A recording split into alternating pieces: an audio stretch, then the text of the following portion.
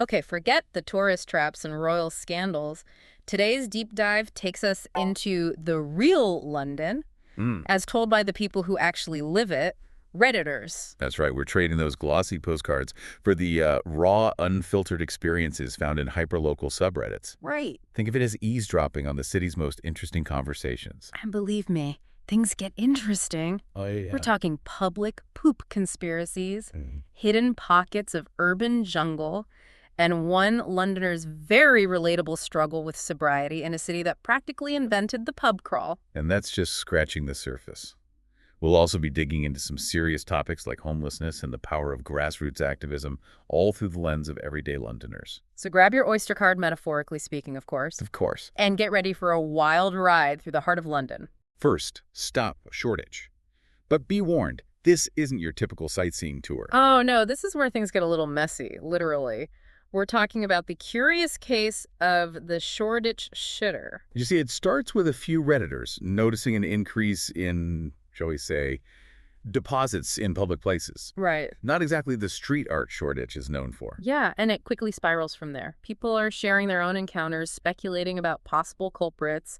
There's even talk of a street-shitting team Mm. strategically targeting the area. Right. One Redditor even described finding a gift placed right on top of a parking meter, Oh no. adding insult to injury, I suppose. It's enough to make you watch your step. But beyond the shock value, you have to wonder what would drive someone to do this. Is it a statement, a cry for help, or just plain old bad digestion? It's a question that has Londoners both baffled and slightly terrified. But you know what else is surprising about London? What's that? The sheer amount of trees. Wait, seriously, I thought London was all about those iconic red buses and historic buildings. Think again, London actually has more trees than people, with some areas boasting a density of carbon comparable to rainforests. Wow. Imagine the pockets of the Amazon nestled within this bustling metropolis. That's incredible. It really makes you question your assumptions about big cities, doesn't it? Who knew concrete jungles could be so green? It's a good reminder that there are hidden layers to every city, even ones as well-trodden as London. But those layers aren't always pretty. You're right. And speaking of hidden struggles, one Londoner's candid post about their battle with alcohol really caught our eye. Yes, this post offers a glimpse into the pressure cooker of London's social scene, especially in what they call boozy industries. Hmm. Imagine constantly networking in pubs, attending industry events fueled by alcohol. It's easy to see how the lines can get blurred. Absolutely. And the Redditor talks about the constant struggle to find balance, enjoying the city's vibrant social life while also prioritizing their well-being. It's something a lot of people, especially young professionals, can probably relate to, whether they live in London or not. Absolutely. And this particular post resonated because it highlights the pressure to be on all the time, a hallmark of our always hustling culture. For sure.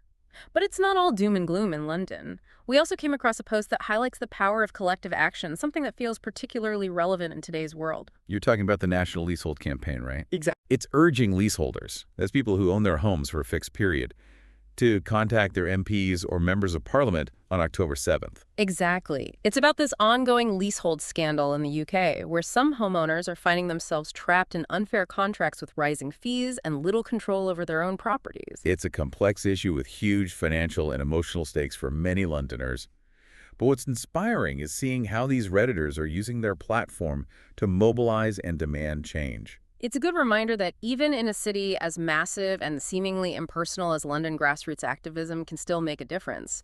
But sometimes it's the smaller, more personal stories that stick with you. You're thinking about the Redditor who helped a visually impaired woman who was lost.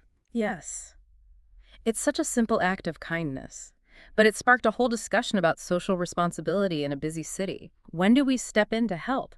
And when should we seek assistance from others? It's that internal tug of war, wanting to do the right thing, but also recognizing that we might not always have the capacity or knowledge to handle every situation. Exactly. It really makes you think about the challenges some people face navigating a city that isn't always designed with accessibility in mind. But on a lighter note, remember how we were talking about hidden layers? This Reddit thread feels like a peek beneath the surface of everyday London life. It's not about the tourist attractions or the latest headlines. It's about the small human moments that often go unseen. Precisely. And it reminds us that even in a city of millions, individual acts of kindness can have a ripple effect. But those acts don't always come with a clear-cut roadmap.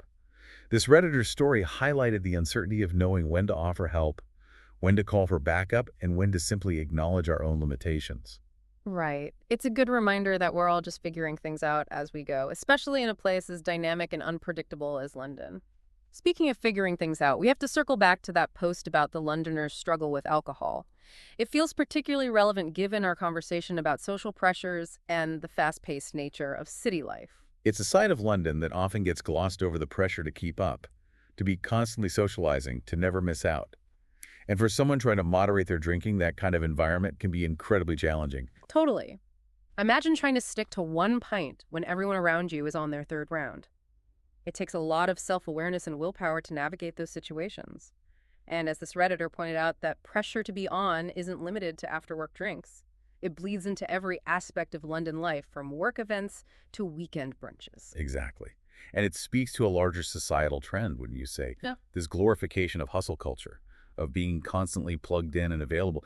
It's easy to see how those expectations can contribute to unhealthy coping mechanisms, including alcohol. Absolutely. It's like we're all running on this treadmill of productivity and social engagement, and sometimes it feels impossible to just step off. Which is why stories like this are so important. They remind us to check in with ourselves, to prioritize our well-being, and to recognize that it's okay to set boundaries. And sometimes those boundaries mean opting out of that pub crawl, even if everyone else is going. Easier said than done, right? But it's a good reminder that taking care of yourself is not selfish. It's essential, especially in a city that can feel as all-consuming as London. Well said. You know what I find fascinating about this deep dive? Is the way it's challenged our own perceptions of London. Totally. We started off talking about public poop and ended up reflecting on social pressures and the importance of self-care. Not your typical London travelogue. Not at all. But that's the beauty of it, isn't it? These Reddit threads have taken us beyond the tourist traps and into the heart of what it means to live and breathe as city warts and all. For sure. We've seen the quirky, the inspiring, and the downright messy aspects of London life. It's like we've peeled back the layers of a city that at first glance can seem impenetrable. And through it all, we've heard from real Londoners sharing their experiences, their struggles, and their triumphs. It's a good reminder that behind the grand architecture and historical landmarks, there's a living, breathing community, grappling with the same universal themes of connection, belonging, and the search for meaning in a chaotic world. It makes you wonder what stories are unfolding in other cities around the world. What would a deep dive into the subreddits of Tokyo or Sao Paulo reveal? The possibilities are endless. But for now, let's stick with London. We still have a few more threads to unravel, each offering a unique glimpse into the soul of this city. Speaking of unraveling, remember that post about the National Leasehold Campaign? Oh yes, the plot thickens. It turns out this isn't just about unfair contracts, it's about a system that disproportionately affects certain communities in London. It turns out this whole leasehold system is deeply intertwined with London's history and social fabric. Who knew real estate could be so fascinating and complex? It's a rabbit hole for sure, but an important one to explore. You see, leasehold properties are particularly common in certain areas of London, often those with a higher concentration of working-class residents. So it's not just about unfair contracts, it's about a system that can perpetuate inequalities within the city. That's a pretty heavy realization. It is, and it highlights how these seemingly niche issues like leasehold reform are often connected to larger questions of social justice and equitable access to housing. It's a good reminder that the personal is political, even when we're talking about something as mundane as property ownership. But you know what strikes me about this deep dive is the range of experiences it's revealed. Absolutely. We've gone from the absurdity of the Shoreditch shitter to the quiet despair of a Londoner struggling with alcohol to the righteous anger fueling the leasehold campaign. It's like a kaleidoscope of human experience, all contained within this one city. And what ties it all together is this willingness to share, to connect, to find humor and solace in the collective experience of being a Londoner. Precisely. And that's what makes this deep dive so compelling. It's not just about the events themselves. It's about what they reveal about the soul of the city, the resilience of its people, and the enduring power of community, even in the face of adversity. Right. It makes you realize that cities aren't just concrete and glass. They're living, breathing entities shaped by the stories of the people who inhabit them. And those stories, whether whispered in online forums or shouted from the rooftops, have the power to challenge our assumptions, spark our curiosity, and remind us of our shared humanity. So the next time you find yourself strolling through the streets of London, remember that there's always more than meets the eye.